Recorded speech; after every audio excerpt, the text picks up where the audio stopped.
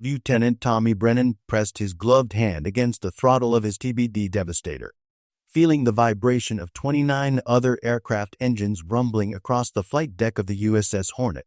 The Pacific stretched endlessly before them, a deceptive blue canvas that would soon become a killing field. He knew he wouldn't return, but the torpedo had to reach its target. The morning briefing had been clinical in its brutality. Intelligence placed 4 Japanese carriers somewhere beyond the horizon: Akagi, Kaga, Soryu, and Hiryu, the steel heart of Admiral Nagumo's strike force. 30 Devastators from Torpedo Squadron 8 would go in low and slow, their Mark 13 torpedoes slung beneath their bellies like pregnant death. The odds were mathematical certainty. Most wouldn't come back. But if even one torpedo found its mark, if even one of those carriers went down, it might tip the balance at Midway. Brennan adjusted his leather helmet, the familiar weight of it somehow comforting against the knowledge that pressed down on his shoulders like lead. 22 years old, farm boy from Nebraska, and here he was about to fly into what the squadron called the meat grinder. His hands moved automatically through the pre-flight checks, fuel mixture rich, propeller set to low pitch, radio tuned to squadron frequency. Each motion was ritual now, muscle memory carved deep by months of training and the desperate intensity of war. The torpedo beneath his aircraft weighed over 1,000 pounds, its warhead packed with enough torpex to crack a carrier's spine. But first it had to survive the run. 60 miles of open ocean, then a gauntlet of Zeros and anti-aircraft fire that would make hell look hospitable. The TBD Devastator was already obsolete before Pearl Harbor, slow and lumbering with a cruising speed that made it easy prey for the nimble Japanese fighters.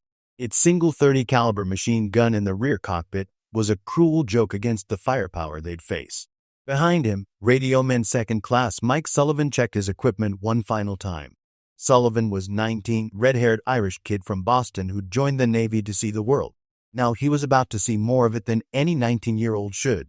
His job was to operate the radio, man that single rear gun, and if things went really bad, to help spot their target through the smoke and chaos.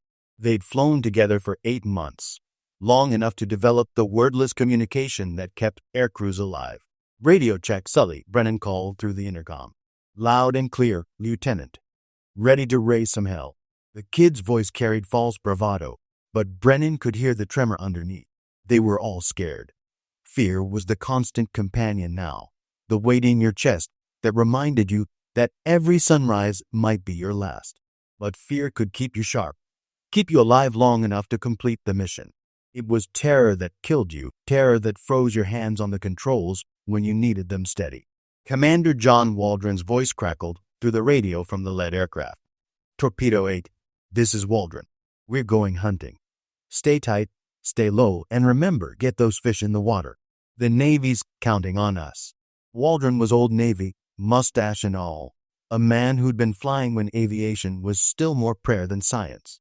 He'd trained this squadron from a collection of green pilots into something approaching a fighting unit, though they all knew they were flying obsolete aircraft on a mission that should have been flown by dive bombers. The Japanese had moved faster than anyone anticipated, and now it was torpedo squadrons or nothing. The flight deck crew scurried away from the aircraft, their colored jerseys bright against the gray steel. Brennan watched a young deckhand give him a thumbs up. Couldn't be more than 17. Probably lied about his age to get into the war. The kid had no idea he was probably watching 30 men fly to their deaths. One by one, the Devastators lurched forward, engines straining to lift their torpedo-heavy loads into the morning sky. Brennan felt his aircraft shudder as the catapult engaged, pressing him back into his seat as they accelerated from 0 to flying speed in a few heartbeats. Then they were airborne, climbing slowly into the vast Pacific sky, 30 obsolete torpedo bombers hunting the most dangerous naval force in the world. The formation spread out as they gained altitude, not too high. Torpedo attacks required low-level runs, and the TBD service ceiling was already limited with a full torpedo load. Brennan settled into the familiar rhythm of formation flying, adjusting power and trim to hold position on Waldron's wing. Below them, the ocean looked peaceful, almost inviting. Above, scattered clouds promised concealment, but also confusion. Weather could be friend or enemy in equal measure. His mind wandered briefly to the letter he'd written the night before, sealed and left with the chaplain. Standard procedure before a mission like this. Dear Mom and Dad, if you're reading this. The words seemed inadequate for what he wanted to say. How do you compress 22 years of life, all your love and gratitude and regret, into a few paragraphs on Navy stationery? How do you explain that you volunteered to die for people you'd never meet, on an island most Americans couldn't find on a map? But that wasn't quite right. He wasn't dying for strangers. He was dying for Sullivan behind him, for the kid on the flight deck, for the idea that free men could stand against tyranny even when the odds were impossible. The Japanese had started this war with a sneak attack, killing sailors in their bunks, and now they thought they could finish it by taking Midway. They were wrong. Maybe Torpedo 8 would die proving it, but they were wrong. The radio chattered with position reports and course corrections. They were committed now, beyond the point of no return. Fuel consumption was calculated to the gallon, enough to reach the target area, make their attack, and maybe get halfway home if they were very lucky. The mathematics of death were precise in naval aviation. Brennan checked his instruments again. Oil pressure steady, engine temperature normal, fuel gauge showing the expected consumption rate. The Wright R1820 Cyclone engine was reliable at least. If they were going to die, it probably wouldn't be from mechanical failure. Small comfort, but he'd take it. Lieutenant, Sullivan's voice came through the intercom. You ever think about what comes after all this? It was a dangerous question. The kind that could unravel a man's resolve if he thought too hard about it. But they had an hour's flight ahead of them, and silence could be worse than words. Yeah, Sully. I think about going home, buying a little farm, maybe raising some cattle. What about you? College, I think. Always wanted to study engineering, maybe build bridges or something. Something permanent, you know? Something that lasts. The irony wasn't lost on either of them. Here they were, about to destroy or be destroyed, talking about creation and permanence. But that's what they were fighting for, the right to build things, to have futures that stretched beyond the next few hours. The formation droned eastward, 30 aircraft carrying their deadly cargo toward a rendezvous with history. Brennan felt the weight of the torpedo beneath his aircraft, the responsibility it represented. Somewhere ahead, Japanese lookouts were scanning the horizon, radar operators studying their screens, fighter pilots waiting on ready alert. The vast Pacific was about to compress into a few miles of fire and fury where the war's outcome might be decided. He thought about his training, all those practice runs in the Gulf of Mexico, dropping dummy torpedoes at target ships. The instructors had been clear. Torpedo attack was the most dangerous mission in naval aviation. You had to come in low and straight, holding course through the anti-aircraft fire, maintaining perfect speed and altitude for the torpedo to run true. No evasive maneuvers, no fancy flying, just straight into the teeth of the enemy's guns. The Mark 13 torpedo was temperamental even in the best conditions. Too high, and it would break apart hitting the water. Too low, and it wouldn't arm properly. Too fast, and it would run deep or broach. Too slow, and the enemy ship could simply turn away. It was an unforgiving weapon that demanded perfection from men flying obsolete aircraft into perfect hell. But when it worked, when everything came together in that moment of precision and courage, a single torpedo could send 10,000 tons of enemy warship to the bottom. That's what they were betting their lives on. That moment of perfect execution that might change the course of the war. The fuel gauge needled downward with mechanical inevitability. Every mile east was a mile they couldn't fly west. Brennan tried not to think about the math, about fuel consumption rates and reserve calculations. If they found the Japanese fleet quickly, if the attack went perfectly, if they didn't have to make multiple runs, if the fighters didn't force them to burn extra fuel maneuvering, too many variables, all of them tilted against survival. Commander Waldron's voice crackled again on the radio. Torpedo 8, we're approaching the target area. Maintain formation and keep your eyes open. They're out here somewhere. The hunt was beginning, and soon the hunters would become the hunted. Brennan tightened his grip on the controls and tried to forget that he knew he wouldn't return. The torpedo had to reach its target. Everything else was secondary. The Japanese fleet appeared like a mirage on the horizon, black specks against the morning blue that gradually resolved into the shapes Brennan had studied in countless intelligence briefings. 4 carriers arranged in a loose diamond formation, their destroyer screens creating expanding rings of protection around them. Even at this distance, the sight was magnificent and terrifying, the concentrated naval power of an empire that had swept across the Pacific like wildfire. Sullivan breathed through the intercom. There they are. Commander Waldron's voice cut through the radio chatter, calm and professional despite what they all knew was coming. Torpedo 8. I have 4 carriers bearing 090, range approximately 20 miles. We're going in. Attack formation, and remember, get those fish in the water. Good luck, boys. The formation began to spread out, aircraft peeling off to establish attack positions. This was the moment all their training had led to, when 30 American aviators would hurl themselves at the heart of the Japanese fleet with nothing but skill, courage, and obsolete aircraft. The mathematics were brutal. Even if every torpedo ran true and found its target, most of the attackers wouldn't survive to see the results. Brennan felt his heart hammering against his ribs as he pushed the Devastator into a shallow dive, trading altitude for airspeed. The torpedo beneath his aircraft seemed to pull them downward, eager for its appointment with destiny. Below, the ocean rushed past in a blue-gray blur, and ahead, the Japanese fleet grew larger with each passing second. Then the first Zeros appeared. They came diving out of the sun like silver hornets, their wings flickering with muzzle flashes as they opened fire. The lead Devastator in the formation, Lieutenant Commander Waldron's aircraft, staggered as bullets stitched across its engine cowling. Black smoke began streaming from the right radial, but Waldron held course, leading his squadron into the maelstrom. Fighters 2 o'clock high. Sullivan's voice cracked with tension as he swung his single .30 caliber machine gun toward the attacking Zeros. The Japanese pilots were good, professional, aggressive, and flying aircraft that could outperform the lumbering torpedo bombers in every category except one. The Americans wouldn't quit. A Zero flashed past Brennan's starboard wing, its cannon shells raising geysers of water where they missed. He could see the Japanese pilot's face in the cockpit, young like himself, focused on the grim mathematics of aerial combat. For a split second, their eyes might have met across the narrow space between life and death, 2 young men caught in the machinery of war. The anti-aircraft fire began as they closed within range of the fleet. At first, it was the high-altitude stuff, bursts of black smoke blooming like deadly flowers in the sky around them. Then the smaller caliber guns joined in, creating streams of tracers that crisscrossed the air like lethal spider webs. The Japanese gunners were good, tracking the approaching aircraft with professional precision. Brennan felt his Devastator shudder as fragments from a near miss peppered the fuselage.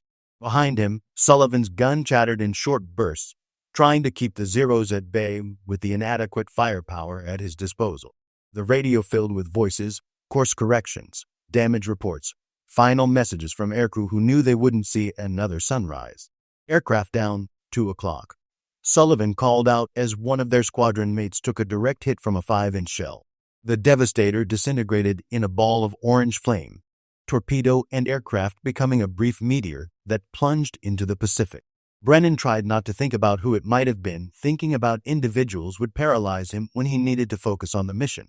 The fleet was close now, close enough to see individual ships, to make out the details of their superstructures and the muzzle flashes of their guns. The carriers were massive. Akagi and Kaga were converted battlecruiser hulls, enormous ships with islands towering over flight decks packed with aircraft. Soryu and Hiryu were smaller but newer, purpose-built fleet carriers that represented the cutting edge of naval aviation technology. Waldron's aircraft was streaming heavy black smoke now, flying on sheer willpower and determination. Brennan watched as his commander held steady course despite the engine failure, despite the Zeros swarming around him like angry wasps, despite the curtain of anti-aircraft fire that should have shredded his aircraft minutes ago. It was a display of courage that belonged in legends, if anyone survived to tell the story. The torpedo run demanded everything of aircraft and aircrew. Brennan held his Devastator at exactly 90 feet above the water, airspeed locked at precisely 120 knots, the narrow parameters that would give the Mark 13 torpedo its best chance of running true. Too fast, too slow, too high, too low, and the torpedo would either break up on impact or run erratically, wasting not just the weapon, but the lives of the men who delivered it. A Zero came in from the port quarter, guns blazing. Brennan felt the impact of bullets along his wing, heard Sullivan cursing as he tried to return fire.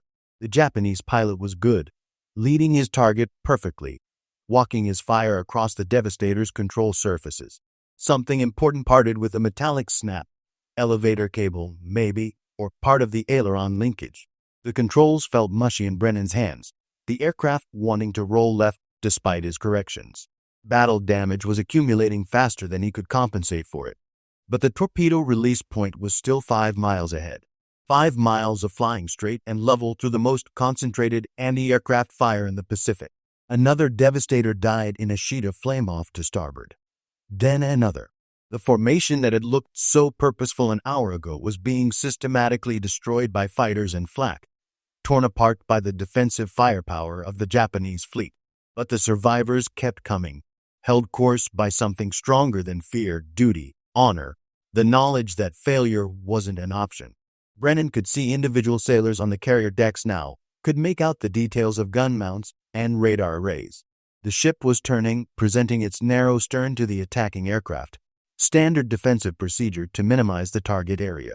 But Waldron had anticipated this, had positioned his squadron to attack from multiple angles simultaneously. At least that had been the plan.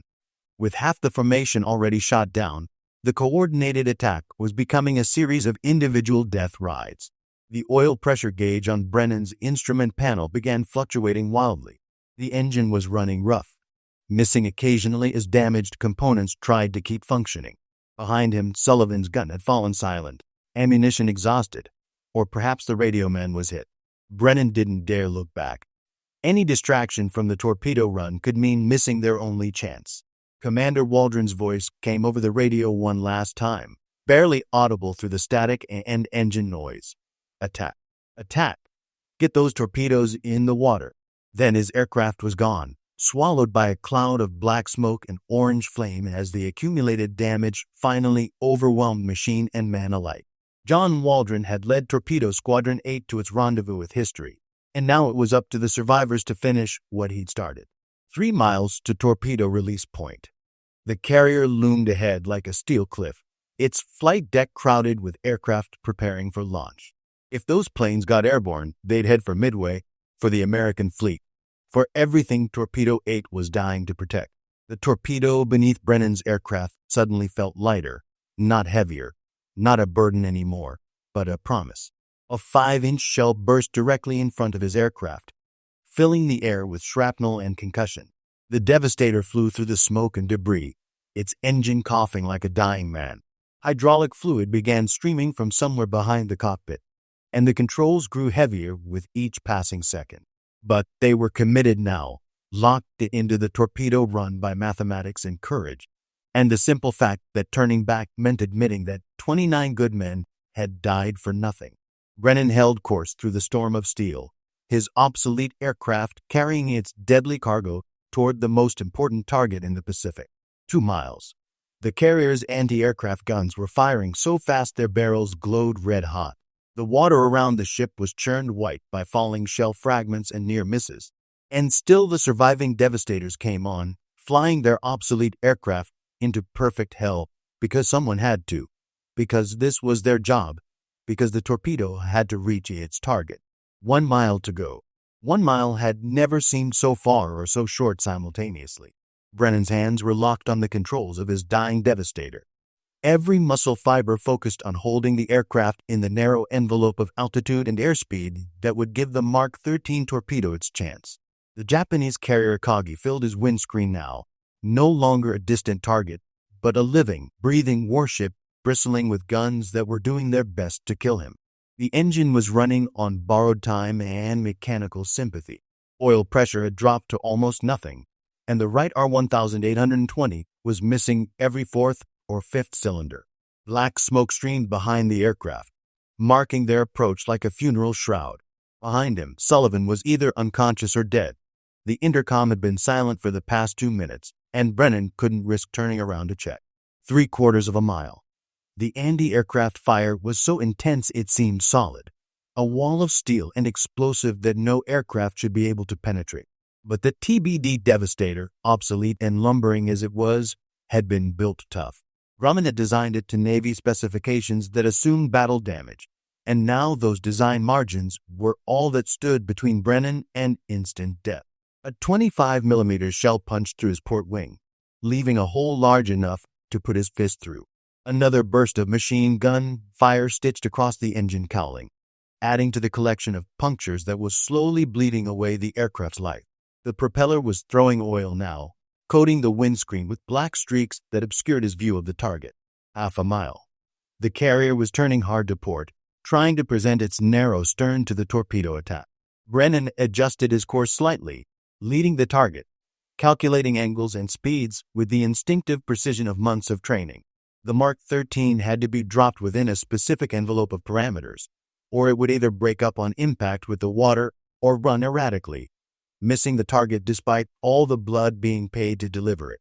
The flight deck of the Akagi was packed with aircraft, Zeros, dive bombers, torpedo planes, all being prepared for what was probably a strike against the American fleet. If those planes launched, they'd carry death to American ships and American sailors. The torpedo beneath Brennan's aircraft was the only thing standing between those enemy bombers and their targets.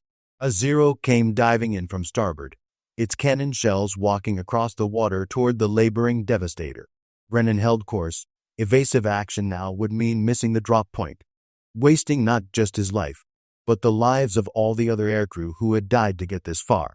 The Japanese fighter's bullets sparked off the aircraft's armor plating, designed to protect the pilot and radio man from exactly this kind of attack. Quarter mile. The details of the carrier were crystal clear now. He could see individual Japanese sailors manning the gun positions, could make out the faces of pilots running toward their aircraft. One man, an officer by his uniform, was standing on the bridge wing, watching the approaching torpedo plane with what looked like professional admiration. Even enemies could recognize courage when they saw it. The engine seized. The right radial, pushed beyond all reasonable limits, finally surrendered to the accumulated battle damage. The propeller windmilled to a stop, leaving the Devastator to glide the final few hundred yards on momentum and prayer. The sudden silence was deafening after the hours of engine noise, broken only by the whistle of wind through bullet holes and the distant sound of anti-aircraft fire. But they still had airspeed, still had altitude, still had the shallow glide angle that would carry them to the drop point. Brennan worked the manual controls, feeling the aircraft's responses grow sluggish as hydraulic pressure bled away. The Devastator was dying around him, but it was dying in the right direction, toward the target that justified all the sacrifice. 200 yards. The carrier's defensive fire was reaching a crescendo, every gun on the ship firing at the single remaining torpedo plane that had somehow survived the gauntlet. Tracers crisscrossed in front of the windscreen, and shell bursts bloomed so close that fragments rattled against the fuselage like hail. A larger shell, probably a 5-incher, burst directly beneath the aircraft, lifting it momentarily before letting it settle back onto its glide path. 100 yards. The torpedo release point was coming up fast, marked in Brennan's mind by months of practice runs and the mathematical precision that naval aviation demanded. Too early, and the torpedo would have too much time to be evaded. Too late, and it wouldn't have enough space to arm and stabilize its run. 50 yards. Brennan could see the faces of Japanese gunners now, young men like himself, caught up in the same vast machinery of war that had brought them all to this moment. Their guns were firing so fast the barrels were glowing, but they couldn't seem to hit the single torpedo plane that had penetrated their defenses through sheer bloody-minded determination. 20 yards. His thumb found the torpedo release switch, worn smooth by countless training flights. Everything came down to this moment. The months of preparation, the flight from the carrier, the gauntlet of fighters and flak, the lives of 29 good men who had died to get one torpedo to this exact point in space and time. 10 yards. The mathematical moment of perfection, when airspeed and altitude and angle all converged to give the Mark 13 its best chance of running true. Brennan pressed the release switch and felt the aircraft jump slightly as 1,000 pounds of torpedo and warhead dropped away into the blue Pacific. The torpedo hit the water perfectly, its entry splash clean and vertical. For a heartbeat, Brennan watched it disappear beneath the surface, its wake marking a straight line toward the turning carrier. Then a 5-inch shell burst directly in front of his cockpit, and the world disappeared in a cloud of smoke and flame. When his vision cleared, the Devastator was coming apart around him. The engine mount had been shattered, and the nose was dropping toward the water. Control cables hung loose in the cockpit, severed by shell fragments. The aircraft had perhaps 30 seconds of gliding flight left before it hit the ocean. But the torpedo was running true. Through the smoke and chaos, Brennan could see its wake tracking toward the Akagi's starboard side, maintaining course and depth with the precision that American engineering and his own desperate courage had made possible. The carrier was still turning, but it was too late, too close. The torpedo's approach angle calculated to intercept the ship regardless of evasive action. 20 seconds to impact. The Japanese gunners had shifted their fire to other targets, other Devastators from the squadron, other American aircrew making their own runs through the storm of steel. Brennan's aircraft was clearly finished, no longer a threat, falling toward the water in its death spiral. 15 seconds.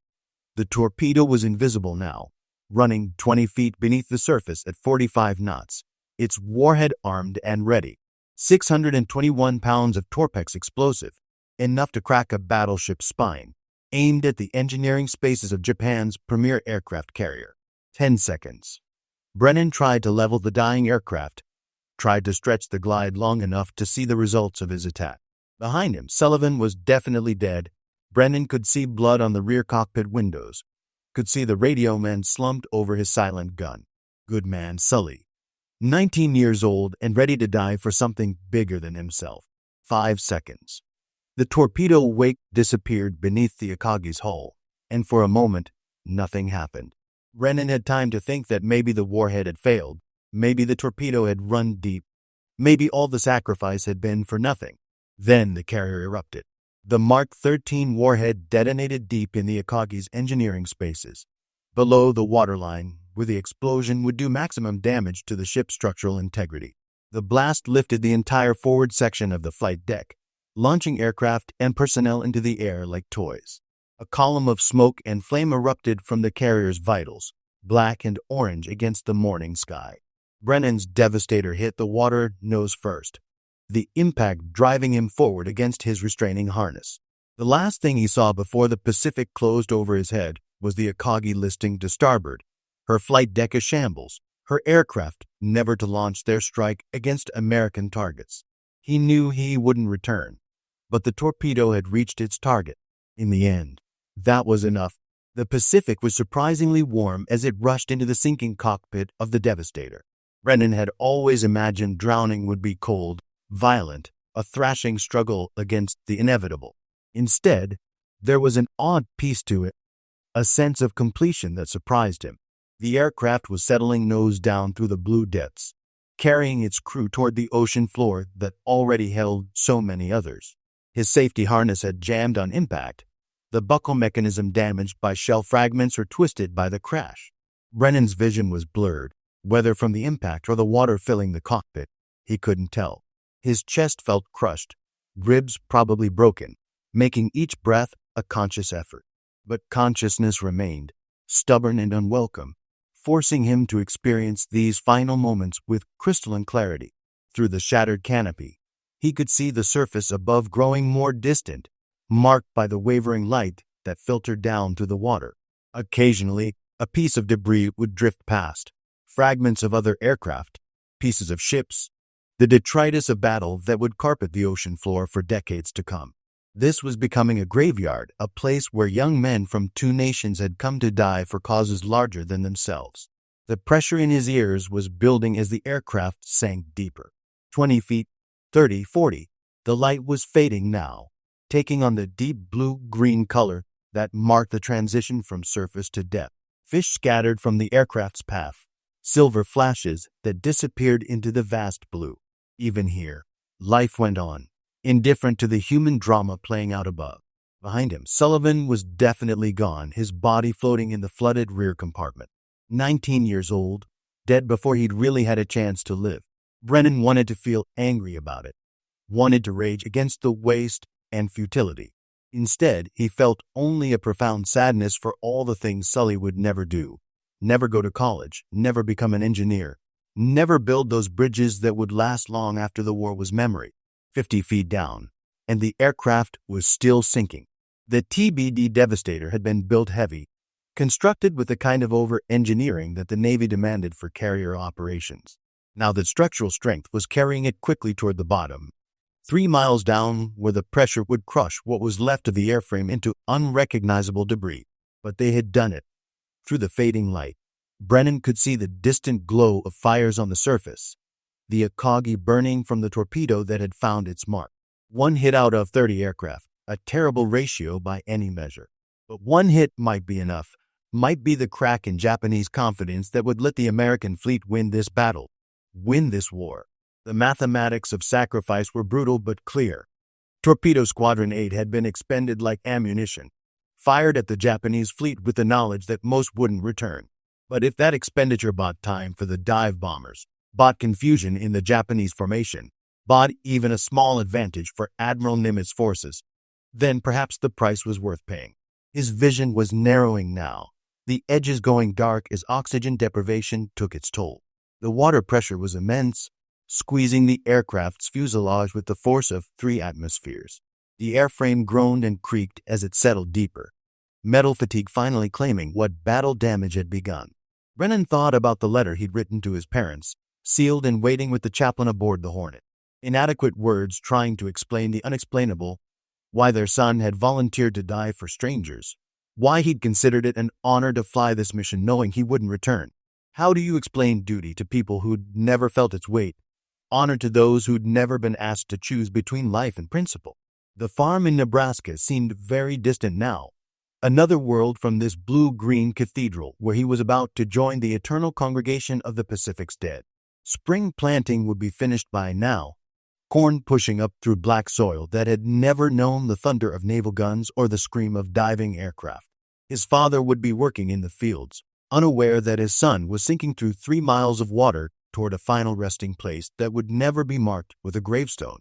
60 feet, 70, 80.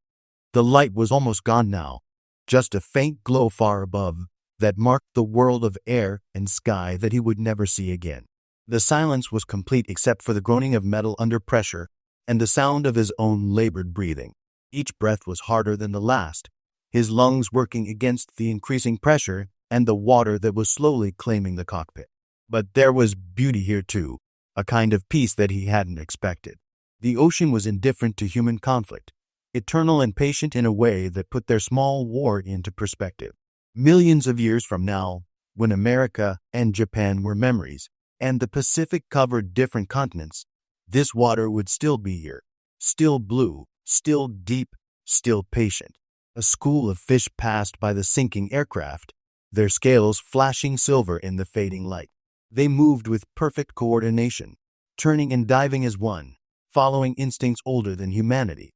Life adapting, surviving, continuing regardless of the death and destruction playing out on the surface. There was comfort in that continuity, in knowing that something would outlast the war and the warriors who fought it. Brennan's hands were still locked on the control stick, muscle memory keeping them in position long after the aircraft had any need for control inputs.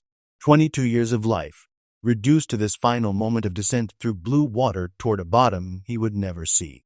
But the torpedo had found its target. The Akagi was burning, and maybe that was enough of a legacy for one farm boy from Nebraska, 100 feet down, and the pressure was becoming unbearable. His chest felt crushed, his vision reduced to a narrow tunnel that was closing rapidly. The aircraft was still sinking, carrying its crew toward the deep places where only the fish would know their story. But above, the battle continued, other young men making their own choices between life and duty. He thought about Commander Waldron, leading the squadron into certain death because someone had to, because the mission demanded it. Good officer, Waldron. The kind of leader who asked nothing of his men that he wouldn't give himself. Probably already at the bottom by now, him and his radio man, joining the growing list of torpedo squadrons dead. The last of the light faded away, leaving only the blue-black of the deep ocean. Brennan's consciousness was fading with it, his brain starved of oxygen, his body shutting down system by system. But there was no panic, no desperate struggle against the inevitable. He had done what he came to do, delivered his torpedo to the target, played his part in something larger than himself. The Devastator settled into its final dive, nose pointing toward the bottom of the Pacific, carrying 2 more casualties of a war that had already claimed so many. But they had not died for nothing. Above, the Akagi was burning, beginning her own journey toward the bottom. 1 torpedo, delivered by 1 obsolete aircraft flown by 2 young Americans who knew they wouldn't return, had struck a blow that might echo through history. In the growing darkness, Lieutenant Tommy Brennan closed his eyes and let the Pacific claim him. His duty done, his torpedo delivered, his part in the battle complete. He knew he wouldn't return, but the torpedo had reached its target, and in the end, that was all that mattered. From the depths of the Pacific, time compressed and expanded like the blue-black water that had claimed the Devastator. 7 minutes. That's all it had taken for Torpedo Squadron 8 to write its name in history. 7 minutes of fury that would echo through the war and beyond.